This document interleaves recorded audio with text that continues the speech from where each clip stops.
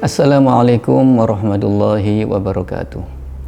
Alhamdulillahirabbil alamin wassalatu wassalamu ala asyrafil anbiya'i wal mursalin sayyidina wa maulana Muhammadin wa ala alihi wa sahbihi ajma'in. Subhanaka la ilma lana illa ma 'allamtana innaka antal alimul hakim. Rabbi shrah li sadri wa yassir li amri wahlul 'uqdatam min lisani yafqahu qawli, amma ba'du. Para pemirsa, kaum muslimin dan muslimat yang dirahmati Allah Subhanahu wa taala. Alhamdulillahirabbil alamin. Sekarang kita sudah memasuki bulan suci Ramadan. Salah satu output yang diinginkan oleh Allah Subhanahu wa taala dan Rasulullah sallallahu alaihi wasallam selama bulan suci Ramadan ini agar kita menjadi pribadi yang bertakwa, seperti yang disabdakan oleh Allah Subhanahu wa taala, ya ayyuhalladzina amanu kutiba alaikumusyamu kama kutiba alal ladzina min qablikum la'allakum tattaqun. Diwajibkan atas kalian, wahai orang-orang yang beriman, berpuasa seperti diwajibkan atas umat-umat sebelumnya agar kalian bertakwa. Bertakwa ini hakikatnya adalah berada di dalam hati yang takwa, hati yang soleh. Maka menjadi penting selama bulan Ramadan ini kita untuk fokus dan memperhatikan keadaan hati kita masing-masing.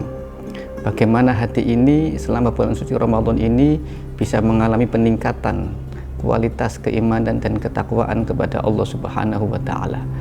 Hati ini bisa bersih dan kita melatih setiap hari agar tidak ada kotoran atau hal-hal yang menjadikan hati ini menjadi tidak baik, ya, menjadi sesuatu yang bisa menutup dari hikmah-hikmah dan cahaya-cahaya Allah Subhanahu wa taala. Maka salah satu sikap yang diajarkan oleh junjungan kita Nabi Muhammad sallallahu alaihi wasallam adalah agar kita menghindari satu pembicaraan atau perbuatan yang tidak penting. Di dalam sabdanya Rasulullah sallallahu alaihi wasallam menyampaikan dari sahabat Abi Hurairah radhiyallahu anhu, qala Rasulullah sallallahu alaihi wasallam, min husni islamil mar'i tarkuhu ma la ya'ni. Di antara sikap baik keislaman seseorang adalah meninggalkan hal-hal yang tidak bermanfaat, yang tidak berguna bagi orang tersebut.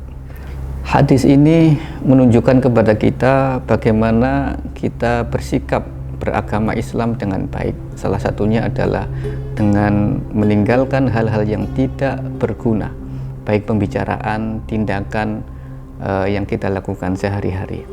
Senada dengan itu, di dalam Al-Quran Allah juga menginformasikan kepada kita di dalam surat Al-Maidah ayat 101, a'udzubillahi minasyaitonirrajim, bismillahirrahmanirrahim, ya ayyuhalladzina amanu la tas'alu an asya'a in tubdalakum tasukum. Wahai orang-orang yang beriman, janganlah kalian suka bertanya tentang hal-hal yang apabila itu dijawab atau ditampakkan untuk kalian, kalian akan susah atau menyusahkan kalian. Ini adalah nasihat yang baik, ya. Kadang kita sebagai manusia ada perasaan ingin tahu yang tinggi, menanyakan hal-hal yang ingin kita ketahui. Maka melalui ayat ini kita diingatkan agar kita selektif memilih tentang hal-hal yang akan kita tanyakan, apakah ini akan berdampak baik atau justru berdampak negatif kepada kita. Maka ayat ini menyampaikan agar kita bertanya atau menanyakan hal-hal yang memiliki manfaat atau kegunaan, baik dalam urusan akhirat kita atau urusan keduniaan kita. Dalam tafsirnya, Imam Ibnu Katsir meriwayatkan sebuah hadis dari Rasulullah sallallahu alaihi wasallam yang berbunyi, la yablughani ahadun an ahadin syai'an. Janganlah kalian, wahai para sahabat, menyampaikan kepada saya sesuatu tentang sahabat lain, kabar tentang sahabat lain. Inni uhibbu an akhruja lakum wa ana salimus sadri. Saya sangat suka, senang saya bisa menemui kalian, wahai para sahabat, dalam keadaan salimus sadri, yaitu hati yang bersih. Kadang informasi yang masuk kepada kita, yang kita dengar, tentang keburukan orang lain, tentang kekurangan orang lain, bisa menjadikan hati ini kotor. Kemudian kita memiliki praduga, memiliki sangkaan, memiliki image, citra buruk terhadap orang lain, yang itu kemudian mempengaruhi sikap kita kepada orang tersebut. Sikap underestimate, merendahkan, atau memandang kekurangan orang tersebut di dalam muamalah atau interaksi kita sehari-hari. Tentu ini sesuatu yang tidak baik dalam hubungan sosial. Maka Imam Syafi'i radhiyallahu anhu berpesan, salah satu tazidul aqlah, ada 3 hal yang bisa meningkatkan kecerdasan seseorang atau menunjukkan kecerdasan orang. Pertama adalah mujalasatul ulama, yaitu duduk bersama para ulama. Wa mujalasatul solihin, duduk bersama orang-orang solih. Kemudian yang ketiga adalah tarkul kalam fima la ya'nihi, meninggalkan pembicaraan yang tidak ada gunanya. Hal ini kemudian diperjelas lagi oleh pernyataan Imam Muhammad ibnu Ajlan. Beliau mengatakan pembicaraan itu ada 4 perkara. Yang pertama adalah berupa zikir kepada Allah. Yang kedua adalah membaca Al-Quran. Yang ketiga adalah menanyakan ilmu pengetahuan, kemudian kita dijawab tentang ilmu pengetahuan yang ingin kita ketahui.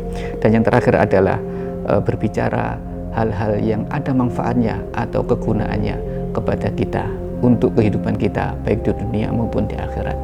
Para pemirsa, kaum muslimin muslimat yang dirahmati Allah Subhanahu wa taala, ini adalah pesan singkat dari saya. Semoga bermanfaat dan bisa kita implementasikan, kita amalkan dalam kehidupan kita sehari-hari, sehingga kita bisa menjadi pribadi yang bertakwa seperti yang disabdakan oleh Allah Subhanahu wa taala tentang hikmah ibadah puasa di bulan suci Ramadan. Barakallahu wa lakum fil Qur'anil Karim wa nafa'ana bihi wa iyyakum bima fihi minal ayati wa dzikril hakim. Aqulu qouli hadza wastaghfiru innahu huwal ghafurur rahim. Assalamualaikum warahmatullahi wabarakatuh.